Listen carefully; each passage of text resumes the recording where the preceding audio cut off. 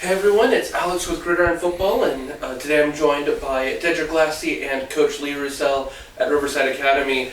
Not only a Gridiron Football Player of the Week, but also the Gridiron Football Player of the Year. We're handing out Letterman jacket patches, and this time I've got not one, but two to hand out. So here you go, Dedric. Both of them.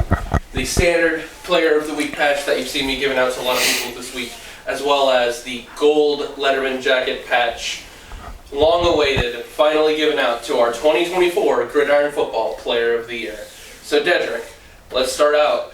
Just talk about the whole year, talk about that, of course, the game that got you here in the first place, that amazing 500-yard, 9-touchdown performance against St. Martin's Episcopal. Talk about all of it, man. I mean, as far as the year went, it was an exciting year. It didn't end how we wanted it to end, but I feel like Coach Lee and the rest of the team who coming back next year, they're going to capitalize on the things that we did wrong, and the things that we did good, they're going to take advantage of it. So next year, y'all going to see Riverside Academy in the Dome next year. And the game, like we said before, like it was regular.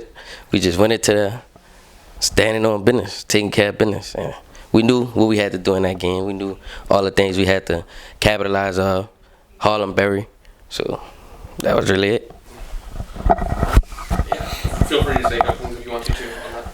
Yeah, I think you go back to that game and people ask if that was planned that Dedric was going to have, and you never can expect somebody to go for 500 plus yards and 9 touchdowns and what he did. It was really just a flow of a game, and I tell people all the time we were lucky enough to have some good players on our football team, and that night it was just him, and as a play caller you just kind of keep feeding the hot hand and whoever that is, and he'll be the first to tell you different weeks it was different people. That week it was him, and then I think late in the game somebody whispered in my ear on the sideline, Coach, he's at however many touchdowns, 8 touchdowns. I'm like, wow, I didn't even realize till in that fourth quarter, and then I think it was at 8, and then that last drive we had got him the 9th touchdown. So you never can expect that type of performance, but when you got good football players on your team like we do,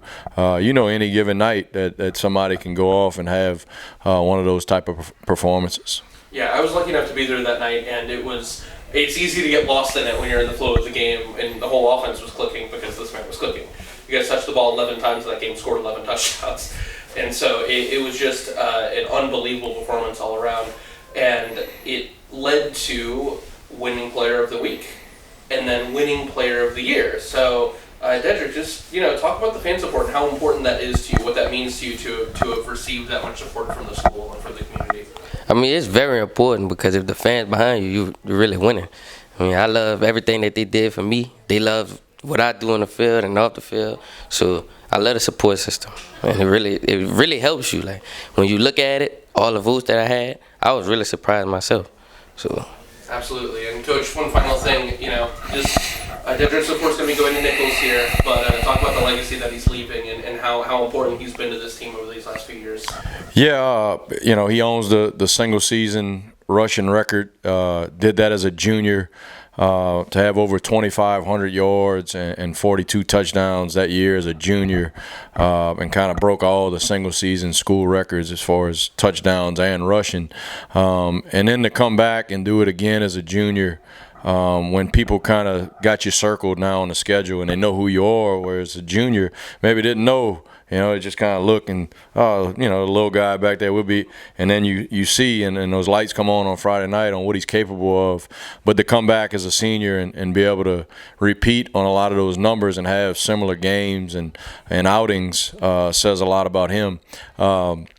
And that's I bring this up a lot, that's with 2 regular season games that he didn't get, with one being a forfeit and then the Storm canceled another one. So it was really 8 regular season games.